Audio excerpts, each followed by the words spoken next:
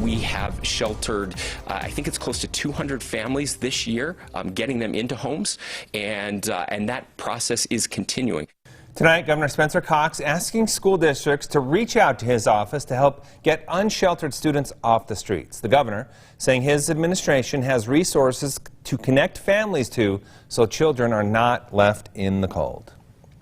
For the entire academic school year, the Salt Lake City School District has granted ABC4 News unprecedented access to their classrooms as they navigate the pandemic. Yeah, tonight in the Salt Lake City Classroom Chronicles, ABC4 News turns our lens on student homelessness.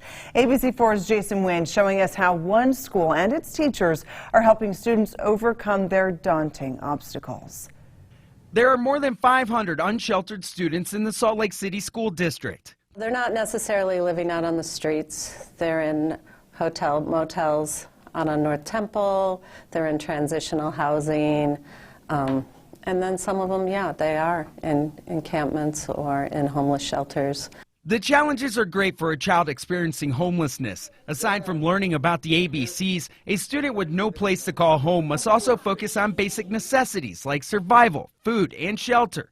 Fighting for survival is traumatic, and many students who are homeless may also battle learning or behavioral difficulties or suffer from depression, anxiety, and low self-esteem. It's sad.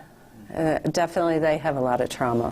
The trauma impacts about 10% of the students considered homeless at Mary W. Jackson Elementary. Across the school district, statistics show there are 524 unsheltered students. Many of those students struggle with poor attendance due to their predicament. To counter this issue, the faculty and staff at the school make follow-up visits with the student and their family.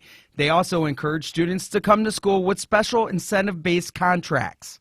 We have this adorable student, and we set up a behavioral incentive so that if he comes to school for 5 days, then he gets this cute little stuffed teddy bear. He showed it to me yesterday. It did work. Principal Tracy Sjostrom says it takes these small acts of kindness through a trauma-informed lens to help her students. Most of our homeless kids, they're struggling.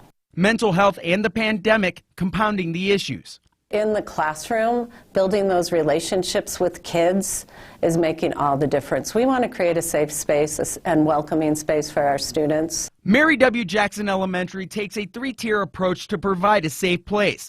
Tier 1 deals with emotional and social learning. If there's still an issue, the child then moves to Tier 2 for counseling, and students work within small groups to achieve independent goals. In the last tier, a social worker and outside resources are provided. We recognize that they're in unique situations, so we try to get to know each individual and really determine the root cause of their issues and help address them here in the building or get them the outside resources. One root cause for many homeless students in the Salt Lake City School District is food insecurity. The Utah Food Bank has partnered with the district to help shore up this need. Each week, the organization drops off food to schools like Mary W. Jackson Elementary to help. The needs are many, and the Salt Lake Education Foundation is taking monetary donations to help provide students and families the basic necessities. But as Sjostrom tells me, you can donate coats, socks, and sweaters to schools like hers. It's pretty sad.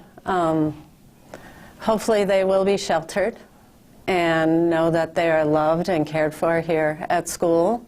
With the Salt Lake City Classroom Chronicles, I'm Jason Wynn, ABC4 News.